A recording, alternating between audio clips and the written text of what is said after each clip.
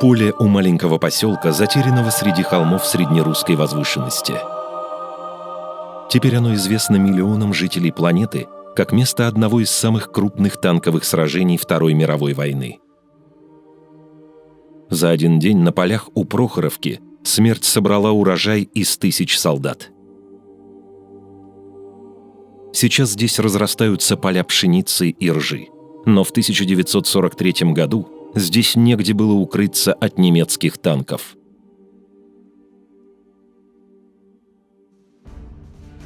К середине 1943 года обстановка на всех фронтах изменилась в пользу СССР. С момента перехода в контрнаступление под Сталинградом до марта 1943 года советские войска в общей сложности разгромили 100 дивизий противника. Чтобы не допустить дальнейшего ухудшения обстановки на южном крыле фронта своих войск, немецкое командование, подтянув свежие силы, начало наступление против Юго-Западного фронта. 16 марта танковый корпус СС захватил Харьков, 18-го Белгород, но дальше на север прорваться уже не смог.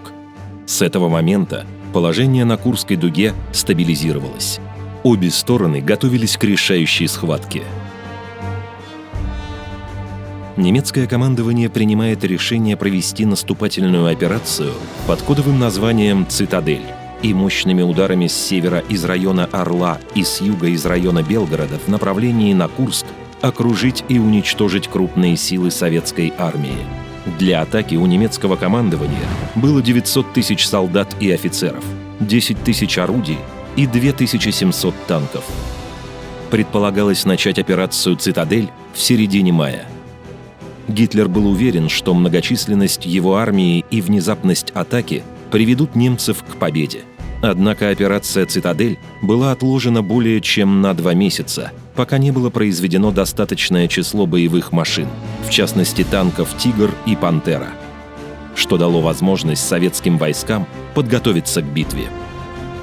Чтобы противостоять немецкой армии, советское командование собрало почти 1 300 000 солдат и офицеров, 25 тысяч орудий и более 3000 танков. Войска Центрального фронта, командующий генерал армии Рокоссовский, обороняли северный фас Курского выступа, а войска Воронежского фронта, командующий генерал армии Ватутин, южный фас. Войска, занимавшие выступ, опирались на Степной фронт, командующий генерал-полковник Конев.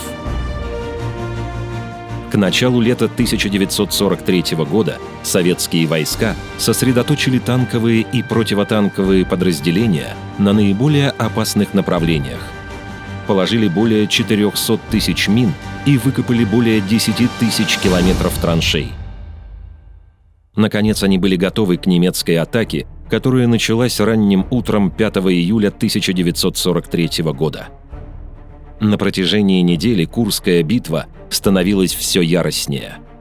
Танковые и панцерогренадерские дивизии СС с тяжелыми боями прорвались через первую линию обороны и углубились на 35 километров.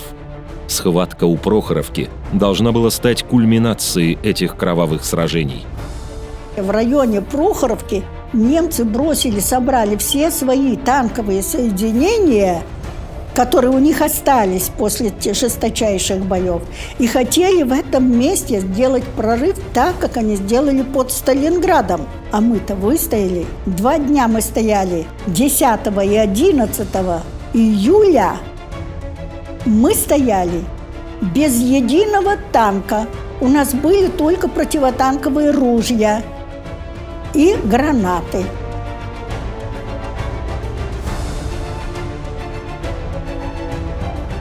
11 июля 1943 года. Вечер. 7-й день операции «Цитадель». Опять там Василевский. Выехали они с ротмистром на рекогносцировку. Вот рубеж развертывания, все наметил и докладывает. Вдруг видно, оттуда немцы наступают.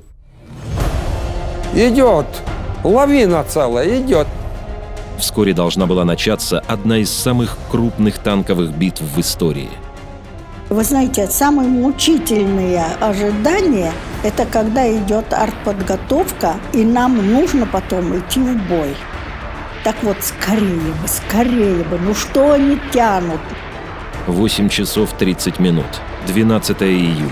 Соединения 5-й гвардейской общевойсковой и 5-й гвардейской танковой армии после 15-минутной артиллерийской подготовки нанесли контрудар.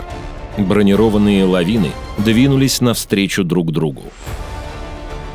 В боях с обеих сторон одновременно участвовало около 1200 танков и самоходных орудий.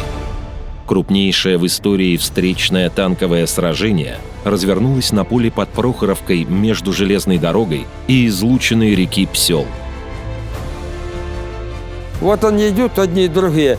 Стреляют, тот погиб, стреляют, тот погиб, тот погиб. Живые идут дальше. И вот так входят. Вот так аж входят. Так я очутился, когда уже Т-70 наш бой тоже включились, и я очутился вот на левом фланге вот таким путем. Попадает мне снаряд в гусеницу левую. Танк не успел развернуть, но гусеница порвалась. Мы с механиком натянули быстренько, он дальше клепает, там приводит в порядок. Я сел за рычаги. Вижу, идут танки немецкие, но не «Тигры» никакие, а уже простые, видимо, слабые танки. У меня на машине были дымшашки в танке и дым-гранаты. Дым-шашку я зажигаю и ставлю на башню, имитирую, что танк мой горит.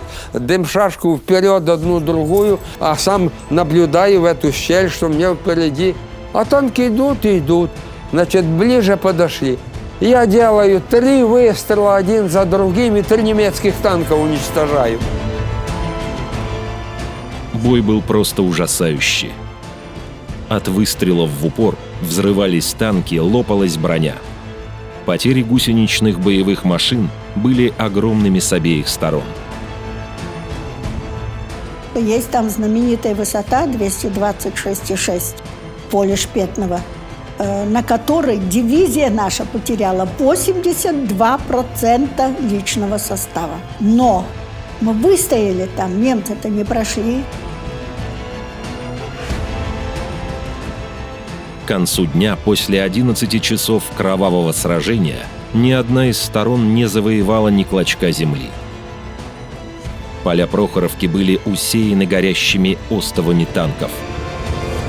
И когда вечером командиры танков других, а взвод был живой мой весь пока, подошли ко мне, радиостанция была только у меня на машине, а на тех танках нет. Подошли, и так мы с грустью, вот говорим, ну как же так можно, продвинулись, может, всего прошли километров на 5, на 8, где как.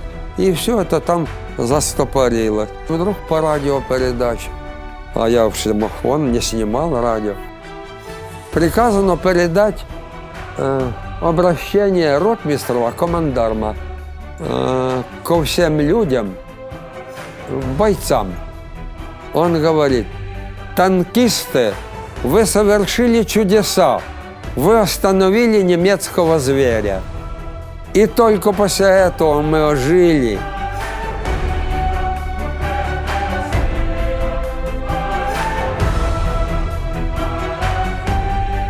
Благодаря сопротивлению советских войск, ни одна из немецких дивизий не приблизилась к намеченной цели. От полей Прохоровки немецкие войска начнут отступление, которое продлится 2 года и приведет их обратно в Берлин.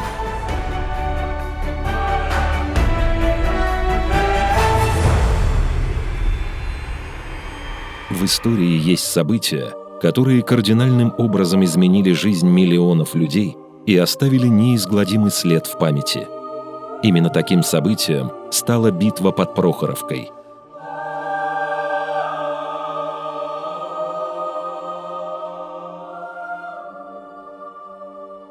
Поля юга России. Для многих это священные места, на которых проявился небывалый героизм советских танкистов.